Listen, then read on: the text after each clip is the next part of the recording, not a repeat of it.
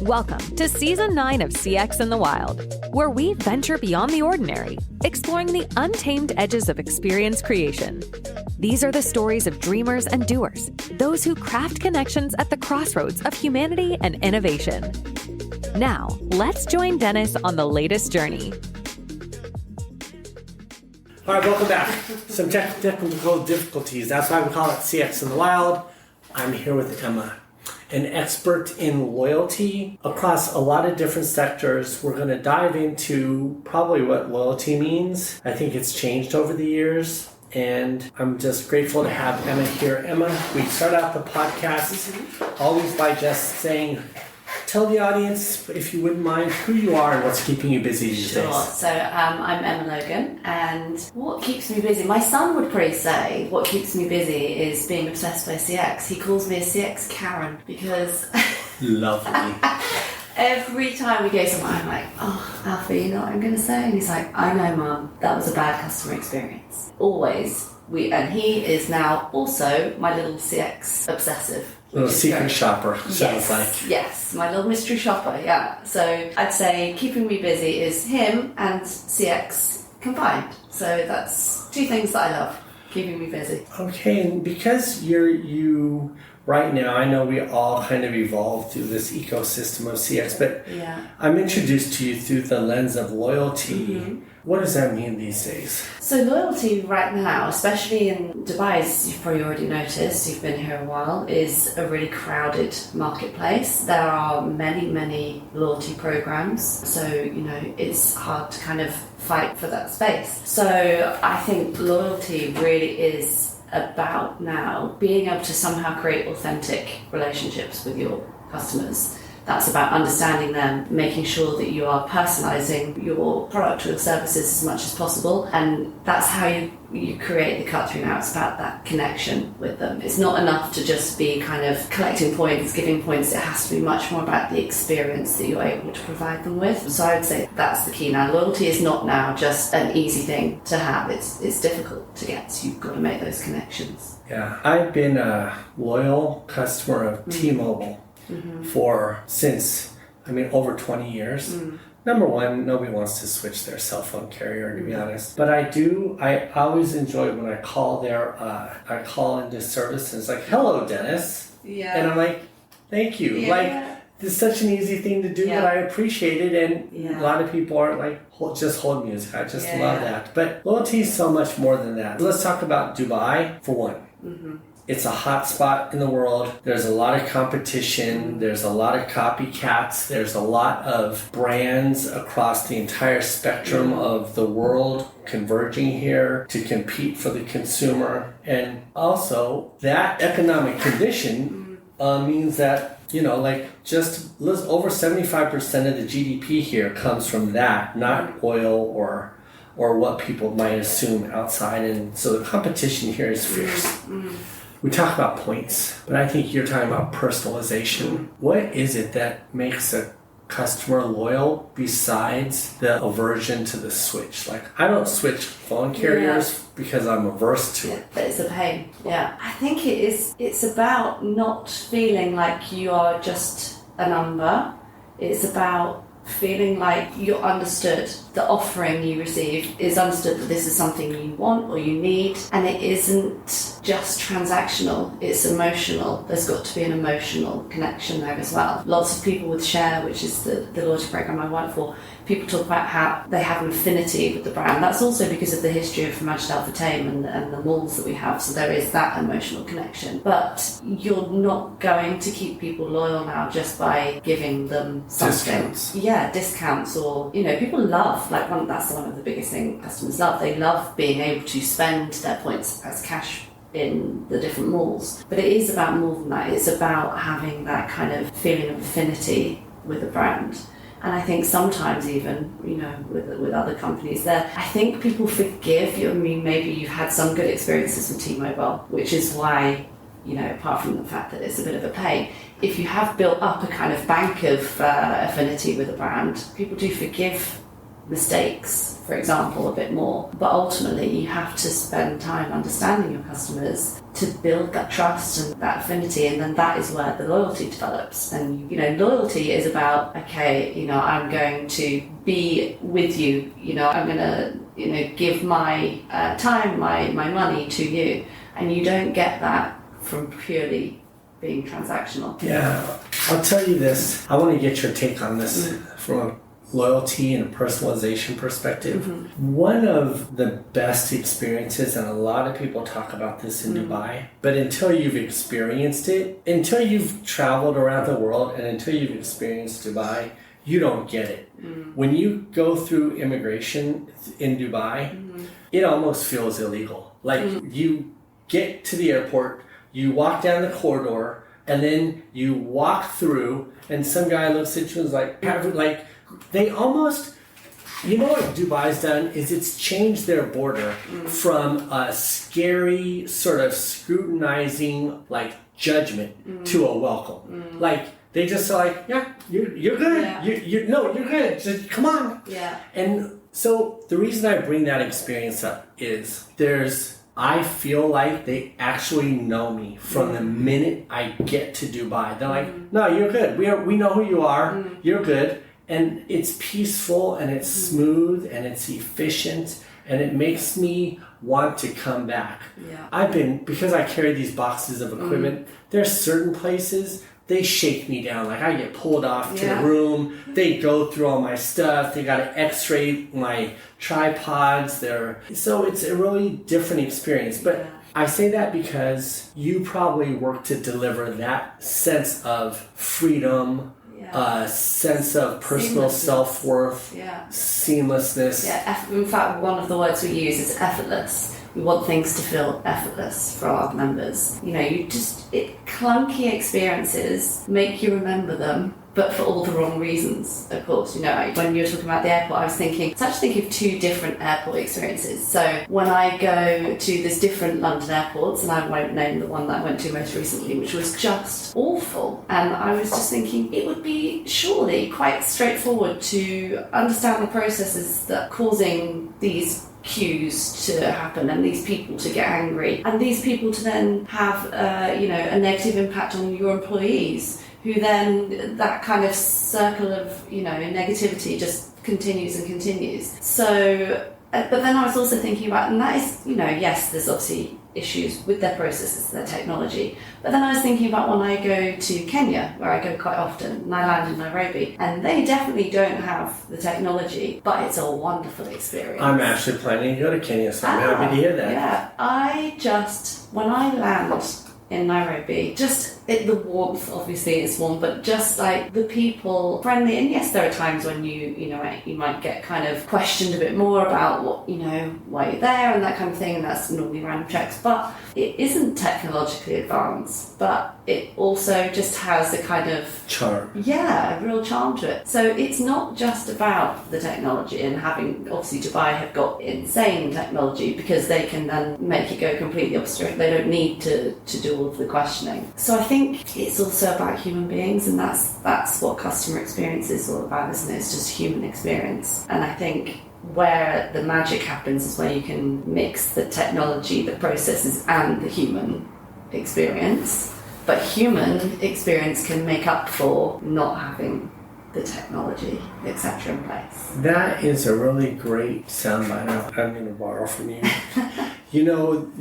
Because I'm in a lot of places where people are fearful of AI and missing out on the humans, but we don't have to get into that. Effortless. So when I think about relationships in general, my wife and I have been together for 35 years, and during that time period, I think we argued less than 10 times. We were always mission-focused, good team, child rearing, real estate investments, whatever it was. She knew what she knew, I knew what I knew, we put it together, and then now that the children are out of the house and she's all around the world and I'm all around the world, but we're still we're life partners. Even though everything about us has changed entirely over 35 years, there's still absolutely no question that either wherever in the world, if one of them texted the other one, that we'd be together, like united on something. And so the relationship and the loyalty there. The reason I bring that up is I think that loyalty can extend beyond a contract. Yeah. It can extend beyond a visit or a discount or a favor or any of these things. And effortless. What I think is so important is where loyalty breaks down is where there's friction, there's not peace. When there's no peace, then you have war. And so effortlessness is so important to deliver, I think, in relationships. And especially in a market, in a world where everybody is fighting for your attention. Everybody's making you promises. Everybody's making you a bigger promise. How do you tackle that? I think, I mean, generally, I'm not saying necessarily just about share, but it's about, you know, I said to you before, I think we started recording, about, you know, CX isn't complicated. And you were just talking about a human relationship. It's about synergy. It's about being better together than separately. It's about helping one another, understanding each other's needs, and responding to those needs. So it's finding a way to build that relationship, you know, and a lot of that is around kind of obviously understanding the data, which doesn't sound very human, but that is ultimately how you understand what people's needs are, what their patterns are, and you speak to them, you talk to them, you ask them, what can we do to make your life easier? You know, we do a lot of customer research. We do lots of interviews and one-to-ones with our customers. We do focus groups, as well as having our kind of ongoing VOC surveys. So we understand people, and that is how we understand how we need to tailor our offering to meet their needs. And, you know, personalisation is obviously a huge thing at the moment, and that is one of the ways that you can cut through. But being authentic about how you're doing it is, I think, the key. And we really do care about our members, and we do listen to them. We do, you know, everyone says they're customer centric, but we're member centric. And I think, how do you create cut through? It's really hard. But you just keep on trying and you keep on building a relationship. When you talk about using the data to personalize things, personalization can mean so many different things. In the airport, I used personalization as effortless. Yeah. But is there an emerging, maybe you don't want to give the emerging tactical edge, but is there a lesson for the audience in terms of personalization? Because I think we all know that you can personalize an email. Dear Dennis, here's your email. Hey Dennis, here's your invoice. Hello Dennis, thanks for calling the phone. And that can start to actually feel the opposite of personalisation. It can start to feel like, stop using my name, you're overusing my name. It feels like you're trying to personalise it. So what do you do to actually really have personalisation at scale besides use my name? So I think, it's about experiences and providing those, and being able to provide experiences that people are going to, then that's going to create, you know, an emotion, and what you want is the emotional connection between yourself and the customer. So as an example, we've launched a VIP tier for our program, and that is all around creating experiences. So making our members feel valued, making them feel, you know, that they are part of the shared family. So that is a way that you kind of, and it really is one-to-one experience then, and that is genuine experience, and then that is genuine personalization. It's not just about saying hi Dennis, hi Emma. It's about, we see you, we recognize you, and because we recognize you and we appreciate your loyalty, we would like to be able to offer you this experience. So it has to be more than just knowing someone's name. It has to be more than just, you know, giving them an offer for a discount because you know that they spend in this store, because that very quickly becomes a bit, you know, any experience. At the start it was great when people started calling us by names, and then it's becomes the hygiene factor. You expect, of course you're going to know my name, you've got all of my data, that what else can you do? That's not personalisation anymore, that's just, you know, it's easy. So the more personalised we get, the more the expectations will start to rise. So it's going to have to get better and better, more sophisticated as time goes on, because that's it's going to take more than just databases to do it. I think. Yeah. Where are you getting your inspiration these days to be better at loyalty? From our customers. But as I said, we speak to them a lot. And they appreciate being asked. We did for our Tears program, we ran a beta. So it was a significant period of time where we had a number of customers who we invited to become a part of the VIP beta. And throughout that process, they got to test drive all of the experiences, so membership to a private lounge, VIP parking when they came to the mall, and we interacted with them very regularly.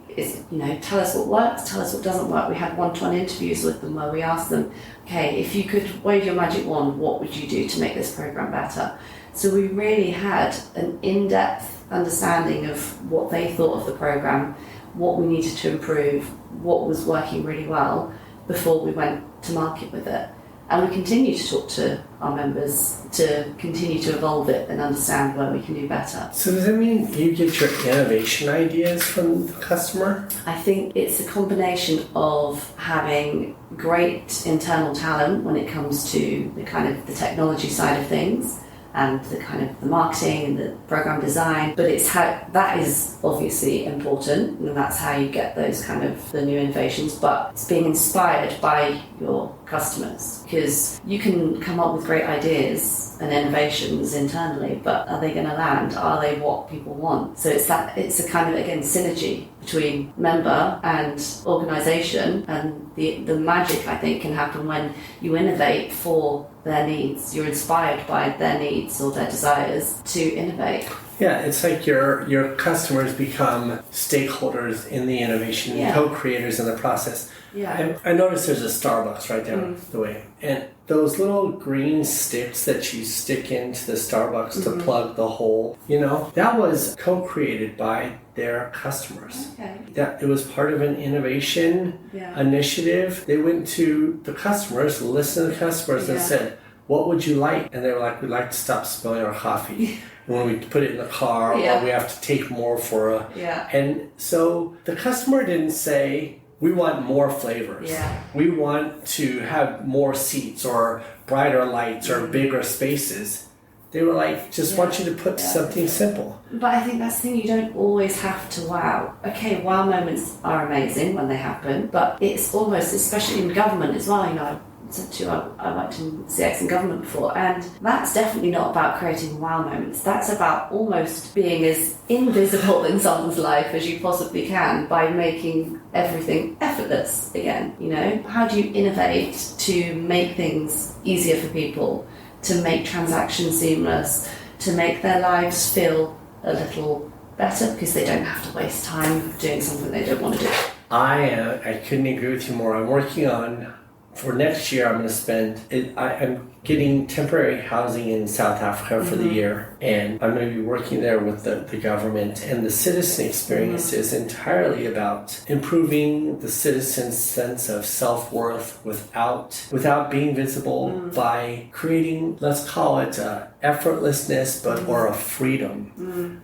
The feeling of that the universe is conspiring with them, And not against them, Well, that's the thing. I mean, most of us don't like when we have to interact with the government, because it normally means something like it's going to cost you money, or you have to make an appointment for the hospital, or whatever it might be. There are not very many positive interactions, so make those as easy as possible. Make them not feel like something to be worried about. And if I have to speak to somebody in the government, please make them easy to talk to and and not cause me more problems. So I think it's not always about wow, it's sometimes just about, okay, that was quick, that was easy, I love that you said loyalty doesn't always have to be wow, and it can be easy. Emma, thank you for coming today to be on the show. Any words of wisdom you'd like to leave for the rest of the world on loyalty? On loyalty, I think just keep talking to your customers and understand them and just ask them. That's, it's really as simple as that. If you want to know what people need to stay loyal to you, ask them. have a conversation with your customers. Yes. Emma, thank you so much for being on CX in the Wild. Thank you so much. The journey doesn't end here. Keep exploring the wild world of experience creation with us. Each episode offers a new perspective, a fresh story, and another step into the unknown. Stay curious and keep listening. You never know what you might discover next.